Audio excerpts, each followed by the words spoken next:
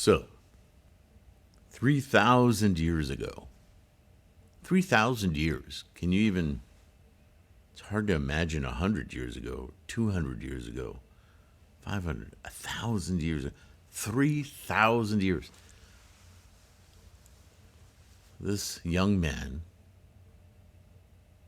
was determined to find in our minds, in our world, in our universe, in our lives, some way, convinced there had to be a way to experience this life without this seeming mire of constant oppression, really, of pain and betrayal and just all of these forces that seem to be imposed upon us. He thought, well, and he had lived a privileged life to this point, thought, that's not true for everyone. What's different? What is the universal way that anyone, no matter what their wealth or status or life condition or their birthplace, no matter what differentiates the human experience, there must be a key, there must be a way that anyone could unlock this key to experience life to the fullest. What does that mean? Life not without obstruction, but without feeling imposed upon or oppressed by the process of life. The obstructions becoming just status quo, just things to overcoming things shouldn't be so hard. Overcoming things should be simply going, oh, right? Like when you get your shoe caught in the mud. You don't stop living. You don't amputate your leg. You go, oh, shoe's caught in the mud. Let me wriggle it out. Now I got to wash my shoe. Move on. Walk. Right? There's a big difference in that cognition of experience. Right? Why is it for some people the slightest deviation from expectation crushes them? And for others, those slight deviations, if they're even noticed, are simply things to navigate right by, like nothing. I mean, they're not nothing, but they're not affecting like they do others. Why? Why this disparity? Shouldn't anyone be able to build a life condition that just experiences this earthly, physical universe as something that is, and in fact, is imbued with such precious beauty, just the amazement of things as they are, without feeling so put upon? How do we do that? Right? 12 long years, approximately, this man spent entreating every teacher, every expert he could find. How do you get there? How do you do it? Okay, I'll do that. And he would do it to excess. Okay, starve yourself so you could know the real nature of the way your mind and body control your life condition. He starved himself to point of near death. Right? That image we have as the laughing Buddha or Shakyamuni as some roly-poly, ha ha ha. The more true image would be seeing his ribs showing and his pelvic bones sticking out. That would be a more true image. I mean, he wanted to know. He was determined. Yeah?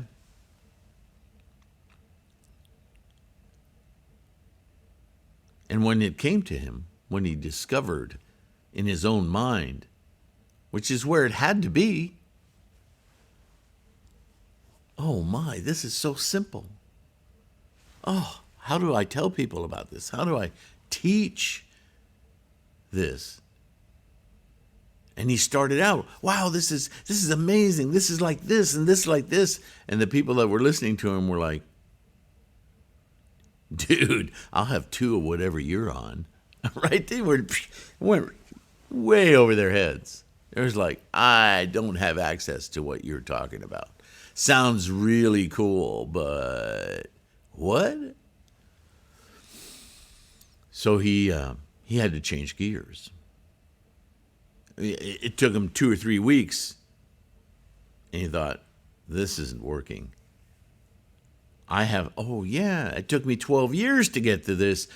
I have to walk people through the process. There were a lot of little aha moments in my 12-year journey that I built upon in order to arrive at this. So let me teach that way.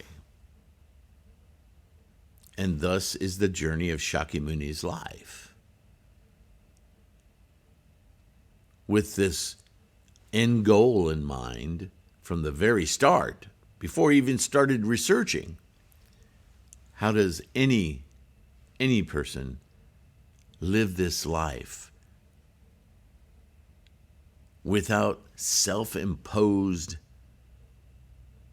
or seemingly universe-imposed obstacles and suffering, and right? Because that's the conditions, the life conditions are no different. Why should some be able to navigate them with such ease and others just so overburdened? That's the thing we need to wash away. And the only place that could be different, it isn't in the fingers. It isn't in the skin color, the culture. It's in the mind. It's in perception. It's in how we experience. But in order to know how we experience, we need to know what experience is. It's profound, right? It's not just the mud your foot gets stuck in. It's immediately how the mind responds to that situation. What's that mechanism look like? What is that? That's where the difference lies. So you first have to teach people how to look at that. How's it working now? Ask appropriate questions. How does your mind create your experience of life? And finally, in his final teachings, his final 8 years, okay, now here's the key. Here's how you open that clarity, that unburdened clarity, which I call Buddha. How do you do it? It's very simple. I'll give you the key. But if you don't understand why you need the key and all of the things that are modified by having that key, then the key might as well be, I don't know, peanut butter. I mean, if you don't know what you're opening the door for, then why the hell even be enthused to open the door? So 40 years of preparing people.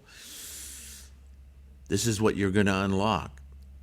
That way, when you get to the Myoho Renge-kyo, the Lotus Sutra, oh, this is big, right? But he knew that 2,500 years or more after his passing, when he wasn't there to help people understand, people would slowly start to get re-enchanted by stuff, by ownership, by the very things that lock them into stress and anxiety about life, the things in their lives. And so he knew the Lotus Sutra, the Myoho Renge-kyo, it will fade. People will be so distracted, that this shining jewel of enlightenment, it won't outshine all the other stuff, and it'll just disappear. Unless, and this is my fervent hope and wish, that in that time period, at least one of the people of that time period will recognize this amazing tool, this amazing method, and what it actually represents. And they will fight to repopularize it, to spread it, to propagate it, in the face of all of this other avarice, greed, and stupidity, and manipulation, and competition, and just all these distractions. Well, that's our time, isn't it? And out of the mire of just distractions, up comes this Japanese monk who says, I've researched all my life the compendium of Shakyamuni's teachings, and like Dengyo, the teacher before me, Miaolo and Tendai in China, and previous to him, the scholarship keeps pointing to this lotus. And so I've been studying it day and night, and I get it. I get it. I get what Shakyamuni was saying, and you know what? It's no more relevant then than it is today. It is, why isn't everybody talking about this? That's what drove Nichiren, yeah? He looked around at these other teachers who seemed to profess that they were teaching Shakyamuni's teachings, but in reality, no, they were missing it entirely. Was this done purposefully? Were they just arrogant and stupid? Was there a reason they preferred to teach these others? Why? This is the ultimate. What the hell? And so he started to question them and challenge them. And he kept winning in debates and arguments. But these others, they had gained a lot of power, financially, politically. So they didn't like little Nichiren showing them up. Right? So the order was pretty swift. Shut that kid up. Shut him up. He's a troublemaker. Get him out of here. The story of Nichiren's life, yeah? Exile. Let's behead him. Let's send him to an island where he'll starve to death. We won't have to worry about it. He keeps coming back. Damn this kid.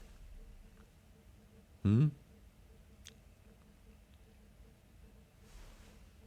something is true, when something is right, it's incredibly difficult to extinguish it, even if that seems possible. It may not be. Because things are as they are because they are as they are. You can deny it and play games all around it as much as you want, but ultimately, they are what they are. And this is Namo Myo Renge-kyo. And this is why Nichiren is our teacher for these times of distraction and craziness. Look at Korea, North Korea, throwing up missiles around Japan. We're powerful. Oh, my goodness. The cat and mouse game going on between the U.S. and China and Iran and the Soviet Union and Ukraine. It boggles the mind that our species continues to exist because there's so many threats. And yet, I have to go on with my life. Go to my job, make my car payments, make rent, find a relationship, somehow build a relationship with somebody in the midst of all of this chaos. Let me put my blinders on because I can be safe in this little slice. But it's an illusion, isn't it? So how do we resolve this experience of life with the physical experience of life, right? Because as we know as Buddhists, life doesn't happen to us. Life unfolds for us, by us. So how do we take control? How do we survive this thing called life? I just watched this video this morning on the James Webb Telescope. And I know, yawn, James Webb. It's a 60 minutes piece. And if I remember, when I go to post this on YouTube, I'll put that link in maybe in the first comment, how you lock a comment. I forget what it's called. Or maybe I'll just put it in the description. The thing that always excites me when I watch these videos isn't how brilliant science is and the James Webb is. It's these very educated academic researchers with this tool looking into the depths of time, into the past, finding things they did not expect. And then they start to babble about how quasars create all of the stuff that is our blood and hemoglobin, oxygen that we breathe, how we're made of these fundamental things that come from these unbelievably massive explosions and reactions of energy. Atoms created, molecules created. They're the same molecules that are coursing through our bodies right now. It just blows the mind, yeah? And I listen to them and I think, this should be a Buddhist podcast. This is what Shakyamuni was talking about. It's exciting. It's mesmerizing that Shakyamuni's enlightenment still to this day creates such a deep, profound fascination for scientists that are looking for answers, and you and I have them. We create the universe every single moment, moment after moment after moment after moment, birth, death, birth, death, birth, death. This is Buddhism. It just fascinates me. So,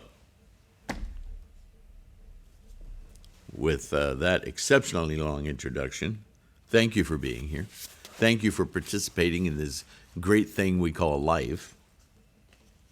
And thank you for perceiving it so profoundly through your practice of Namu Myoho Renge Kyo.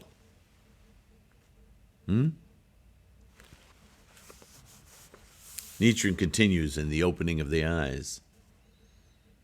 Quote, the other Buddhas seated on lion seats underneath the numerous jeweled trees did likewise and extend their long broad tongues and emitting immeasurable beams of light. Right? We're still in that ceremony in the sky. We're still talking about the story of the Lotus Sutra and the validations of this great enlightenment. This perceptive knowledge of life as it occurs, moment to moment to moment. Amazing. And the broad tongues, right? We've talked about that before. That's just the spread, the propagation by word, which is how Buddhism was taught. It is right now, you and I. Through words, as fallible as they are, we try to communicate to one another this amazing insight. We can't stop babbling about it, can we? In fact, we use that very mechanism of speech to invoke it in ourselves. Chanting, singing. Namu Myoho Renge Kyo, Namu Myoho Renge Kyo. Myoho Renge Kyo Hoben Pondai Ni Niji says Anju Samai Anjo Niki. Right? We chant. When we recite, we chant, we sing. The words of Shakyamuni, the thoughts of Shakyamuni, the logic of Shakyamuni, of Buddha, of Buddha-ness. And it is also, quote, it also says, Shakyamuni Buddha caused the Buddhas who were his emanations of his body and had come from the 10 directions to return each one to their original land, saying, each of these Buddhas may proceed at his own pleasure. The Tower of Many Treasures Buddha may also return to its former position. So now in the story where you now see, conceptually, in your mind, that this entirety of the universe, James Webb and all, is your experience in each and every moment of instantiating your potential. Because what James Webb is now seeing, and what it isn't even capable of seeing, is all the potential within you, your life, all life. Try to fathom that in each moment of your life. Is there any room left over for surprises? For distractions? How distracting can anything be if you contained in your mind the foundation, the creation, the manifestations of every kind of potential there is in every moment that is your life? If you're in that flow of the engine of life, there are no surprises. Therefore, there are no obstacles. Obstacles are just instantiations of potential. Oh, look at that. Oh, my shoe's caught in the mud. Didn't that make an amazing sound? Okay, move on. Got to clean my shoe. No problem. No obstacle. Just experience. Wow, how do I live life that way? Namo Myoho Renge Kyo. Just be there. Be in it. Right? It's not happening to you. It's not coming from outside of you. You are it. What an amazing point of view. So much distraction trying to get us to forget that, though. So we have to practice. We have to train our mind to go, calm down. Yes, you want some attention. Good little distraction. Move on.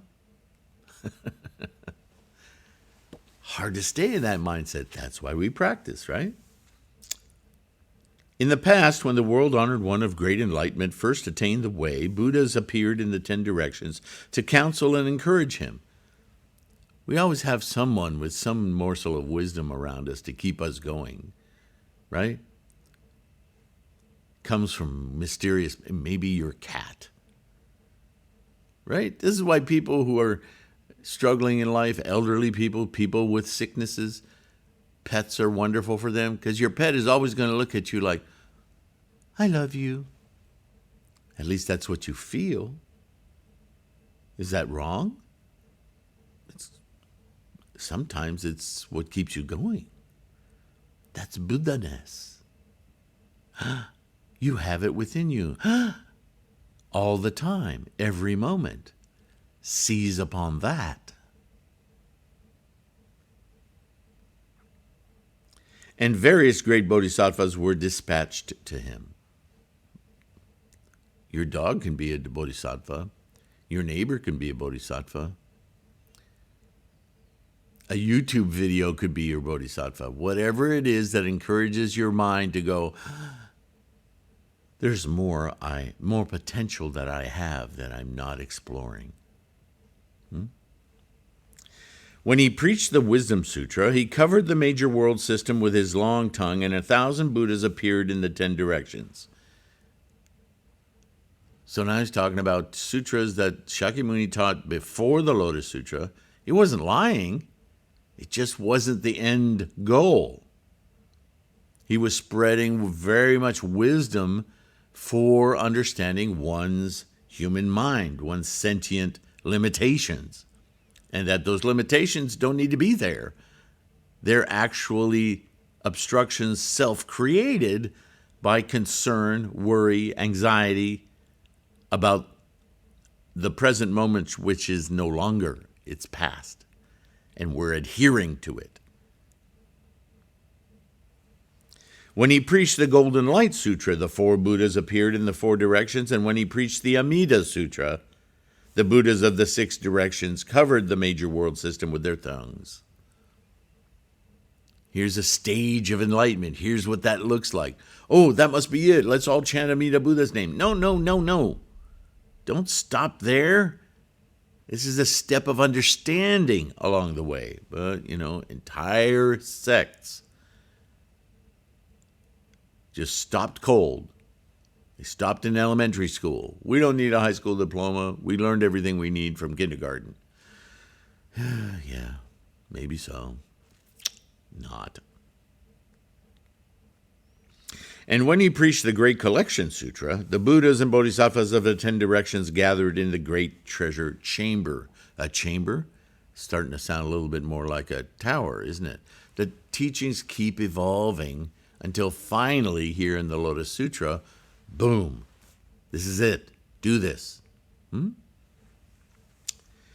But when we compare the auspicious signs that accompany these sutras with those accompanying the Lotus Sutra, we find that they are like a yellow stone compared to gold, a white cloud to a white mountain, ice to a silver mirror, or the color black to the color blue, the bleary-eyed, the squint-eyed, the one-eyed, and the wrong-viewed will be likely to confuse them. Since the Flower Garland Sutra was the first sutra to be preached, there was no previous words of the Buddha for it to contradict. And so it naturally raised no doubts. In the case of the Great Collection Sutra, the larger Wisdom Sutra, the Golden Light Sutra, and the Amida Sutra, the Buddha, in order to censure the ideal of the two vehicles demonstrated in the various Hinayana Sutras, described the Pure Lands of the 10 directions and thereby inspired ordinary people and bodhisattvas to aspire to attain them. Thus he caused the persons of the two vehicles to feel confounded and vexed. Right? This great schism in Buddhism. And people got attached to a certain idea of enlightenment that was not the end goal of Shakyamuni's teachings, but they thought they had reached something. They didn't need to listen to him any further. Big mistake, right? This is why this constant railing against Ichantikas, people of the two vehicles, Arhats, so on, Hinayana teachings. No, keep going. Don't quit. Don't think you've gotten to the goal. We're not there yet. No. We know this is amazing. And it was amazing, but it wasn't complete. They'd only gotten part of the way. Again, because there are certain differences between the Hinayana Sutras and the Mahayana Sutras mentioned above, early Mahayana, we find that in some cases Buddhas appeared in the 10 directions, and in others great bodhisattvas were dispatched from the 10 directions, or it was made clear that the particular sutra was expounded in the worlds of the 10 directions, or that various Buddhas came from the 10 directions to meet in assembly. In some cases, it was said that Shakyamuni Buddha covered the major world systems with his tongue, while in others it was the various Buddhas who put forth their tongues. All of these statements are intended to combat the view expounded in the Hinayana Sutras that in the worlds of the 10 directions there is only one Buddha. Right? The idea that Buddha is a person, is a great sage. Shakyamuni was a great sage, not Buddha. Buddha is the sentient mind, the process, not even the mind, but perceivable in the mind. The process of all energy amalgamating into the formations. Not the form, the formation, the engine of life. To perceive it is Buddha. We're all in it already. But to perceive it, to know it, to experience that knowing, that is Buddha. It's not a person. It's not an individual. This is why it's accessible to all, no matter what. Because it's happening. knowing that it's happening, that's Buddha. Living everyday life in samsara, with the samsaric mind, with the knowledge of Buddha, is bodhisattva. That is our goal.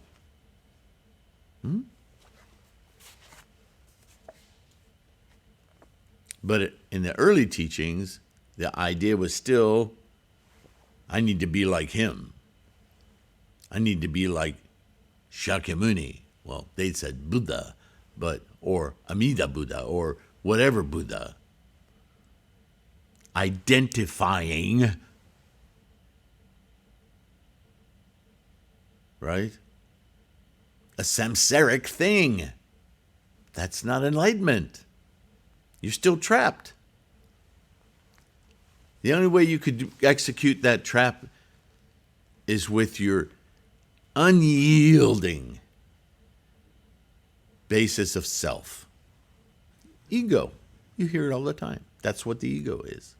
It's this construct based on thing. But the mind isn't a thing. The mind is an experience, constantly witnessing and recording.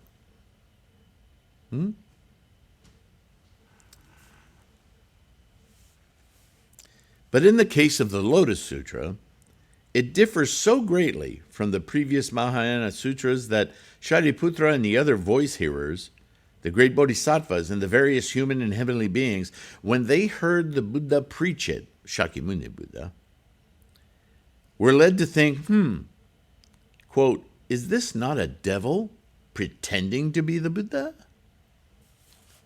Again, identifying Shakyamuni as Buddha. And it's in the English, the translation here, and it vexes me. But we'll get through it. And yet those bleary-eyed men of the flower garland, Dharma characteristics, 3 treatises, true word, and Nembutsu schools all seem to think that their own particular sutras are exactly the same as the Lotus Sutra. That is why what I call wretched perception indeed. They're all running around trading in yellow rocks, thinking they have gold. What a bunch of fools. What a bunch of egomaniacs. While the Buddha was still in this world, there were undoubtedly those who set aside the sutras he had taught during the first 40 and more years of his teaching life and embraced the Lotus Sutra. But after he passed away, it must have been difficult to find persons who would open and read the sutra and accept its teachings, because it meant a really strong redoubling of one's efforts to reach a mental awareness. It wasn't just, let's just go dance with those guys, it's easier. This is tough. This is individual. This is all on me. Yeah. Liberation isn't going to come in the mail. You have to achieve it. That's the Lotus Sutra. It comes with a responsibility. To begin with, the sutras preached earlier run to countless words. There's so much to memorize and sing and chant. While the Lotus Sutra is limited in length. Myoho Renge Kyo. That's too simple. The earlier sutras are numerous, but the Lotus Sutra is no more than a single work. The earlier sutras were preached over a period of many years, lots of history. But the Lotus Sutra was preached in a mere 8 years. Right? It's just his final words. I don't know, 8 years is a long time, but how people think, yeah? Moreover, the Buddha, as we have seen, has been called a great liar. Well, Shakyamuni. How can you call Buddha a liar? It's the process of life. So they're talking about Shakyamuni, right? And therefore, one can hardly be expected to have confidence in his words. He's a liar. Yeah, that fascinates me in a very upsetting way. Here's the guy who's endeavoring to liberate you. You take his teachings as your way of life, and yet you call him a liar. What is wrong with your brain? If one makes a great effort to have confidence in the unbelievable, one can perhaps bring oneself to have confidence in the earlier sutras, but not in the Lotus Sutra. The people today appear to have confidence in the Lotus Sutra, but in fact, they do not really have confidence in it. It's just part of their happy little rituals. They don't really perceive, right? The reason is this. When someone assures them that the Lotus Sutra is the same as the Mahavarachana Sutra, or that it is the same as the Flower Garland Sutra, or the Amida Sutra, they're pleased and place their strong resolve in this person. They follow the person, not the law. It's a popularity contest. It's I go to my church for the community. Oh, so you don't really believe what they're talking about. Well, you know. Oh, yes, I do. Yeah, I fear if somebody hears me, I'll be in trouble. Holy crap.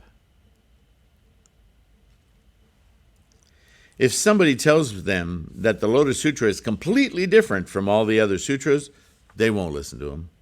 Or even if they should listen, they will not think that the person was really speaking the truth. Yeah, this gal, I follow her. What she says makes me feel good. And I belong to the club, so I'm superior. Don't you really want to be not superior to others, superior to yourself? Don't you want to know the total potential of your life? Isn't that much more important than your negotiated self and the oppression you make with that fake self on others? Why are you so political? Why is that so important to you? Those relationships, they're not real. They're fake. Why not be true, at least to yourself? Why is that so hard? Nichiren has this to say. It is now over 700 years since Buddhism was introduced to Japan, and during that time only the great teacher Dengyo truly understood the Lotus Sutra, but no one is willing to heed this fact that Nichiren has been teaching. It is just as the Lotus Sutra says, quote, if you were to seize Mount Sumeru and fling it far off to the measureless Buddha lands, that too would not be difficult. Compared to, but if after the Buddha has entered extinction in the time of evil, this time, great distractions, you can preach this sutra, that will be difficult indeed. As people have a really hard time letting go of their little security blankets. Oh, but this is who I am. This is the place I'm from. I'm so important with all these things. Don't you see that by making that statement, you're including yourself amongst the things? They're not important. That's not life. That's a termination point of life. Once something is instantiated, that's what it is. Over. That's why the engine of life, this moment-to-moment constant movement, momentum of causation, action, and flourishing like the lotus flower. Constantly blossoming, boom, boom, boom, boom, boom. That's life. The powerful assertion I am putting forward are in complete accord with the sutra itself. But as the Nirvana Sutra, which is intended to propagate the Lotus Sutra, states, in the defiled times of the latter age, those who slander the correct teaching will be as numerous as the specks of dirt in all the lands of the 10 directions, while those who uphold the correct teaching will be as few as the specks of dirt that can be placed on a fingernail. What do you think of that? Would you say that the people of Japan can be squeezed into the space of a fingernail?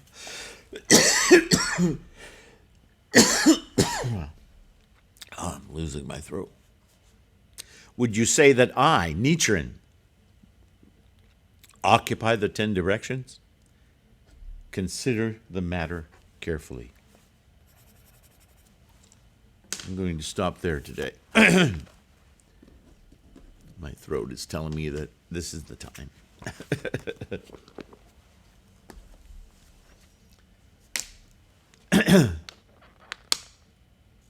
I see a very strong resemblance between what Nichiren just got done saying and that video I watched this morning on the James Webb Telescope, looking deep into the universe and finding a lot of unexpected stuff. Thought you knew everything, huh?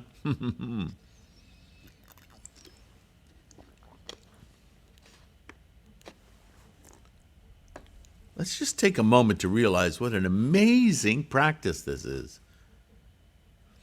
How astoundingly amazing was Shakyamuni. He saw this clearly. How much of a debt of gratitude do we owe Nichiren for being that one who stood up and said,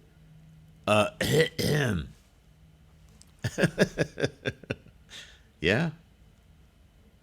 And with that same gratitude, I thank you. So we're all on this journey, emulating Nichiren, being that person, that individual who manifests Buddha-ness. Namo Myoho Renge Kyo. Please support this endeavor with all of its tendril presences and the podcast, the bookstore, the ebooks on threefoldlotus.com. Like, subscribe, get Google to join in our propagation through their algorithms. Thank you. Thank you again for being here, for your practice, for your donations, those of you patrons who are able to do so. I'm so grateful. And it's not just those patrons who are declared on Patreon or who do so behind the scenes through PayPal, but your purchase of an ebook is a donation and a support to the propagation, right? All bodhisattva efforts. So how can I not be deeply appreciative of you? Keep it up. Keep your health. Keep your practice strong. And I will see you again in the next video podcast, yeah?